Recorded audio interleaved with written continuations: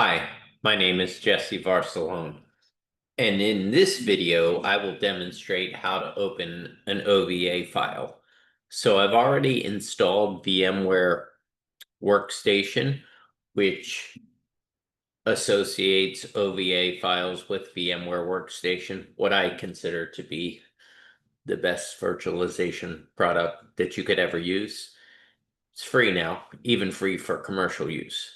Keep in mind, if you're using a Macintosh with a Mac, with a Silicon chip, you're going to use the QCal2s, and you're not going to do this. But anyway, as long as you're using an Intel-based system, you just double click on the file, and then you're going to specify where you want to send it and what the name of it is. So for the name, I'm just going to call it what it was, which is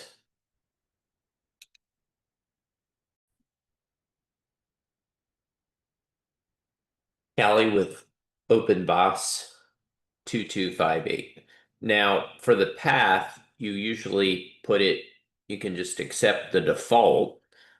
It puts it in your virtual machines. If you do have an external drive, like I do, can click Browse, and then I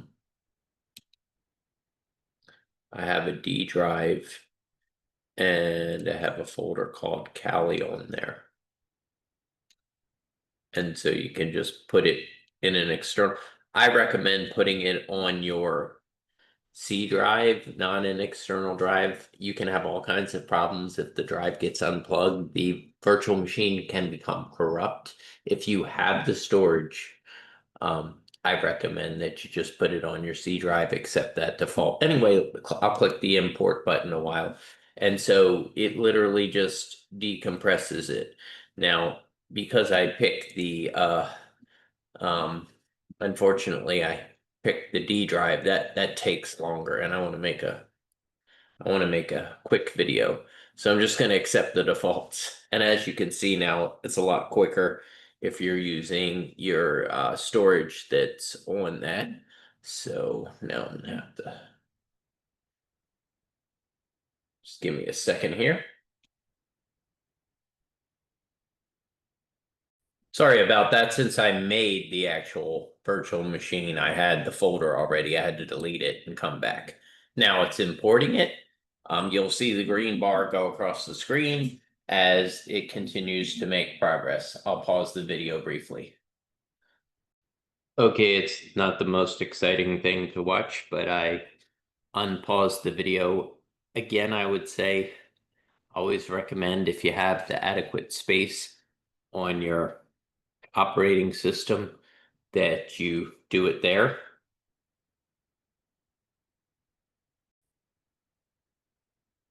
As you can see from my computer here, I do have over 700 gigs free, although I've used quite a bit, not much free here. You can always get an additional, that's an external drive. Okay, it's finishing up the process now.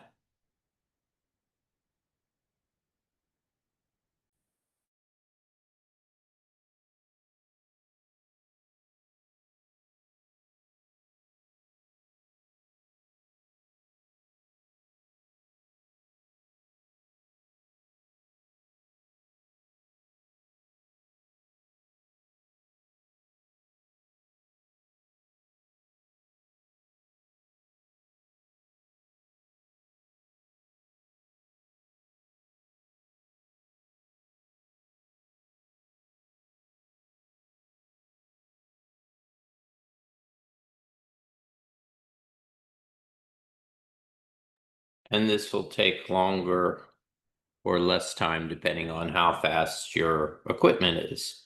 This internal drive isn't particularly the fastest, but there it goes. And now the machine will open. So now, here's another thing I wanted to talk to you about. Um, the limitations of this particular VM, I've basically put it down to a pretty minimum level. Not all students have, very high-end computers. Um, so in most cases, there's different virtual machines for different classes. Um, we try to put as little as possible. Here you'll see the victim machine for this particular class has only half a gig of memory. And the hard disk is pretty small too, and only one CPU. You may, if you have a, really high-end system, you are allowed to tweak these settings and add more processors and CPU. In my case, I do work all the time. I'm constantly using virtual machines. If I right click on the start button and go to system, you will see what kind of specs I have. So I have 64 gigs of RAM. I have plenty of processors, etc. This is an older version of Windows. I'm getting ready to upgrade here soon. So anyway, you could bump this up if you wanted to. Um, you could add more memory. There's recommended. There's the minimum, which we kind of went with to make sure that everybody would have an opportunity to use these hands-on tools. You can add more processors. If you add too much, it won't start. Then you always want to make sure that it's on host only, which I've set it to. Also notice that even though some people may wind up um, emailing an instructor or asking their red team or blue team members about passwords, the information is often just in there. And then I can basically just start it. Um, if it were me, I would take a snapshot before I start, just in case I need to revert and mess everything up. Snapshots are a great feature of VMware Workstation. All right, so I just click power on, and then you can click, if you get a question, you can click I copied it or I moved it. You can put I moved it. That's it. That's the end of the video.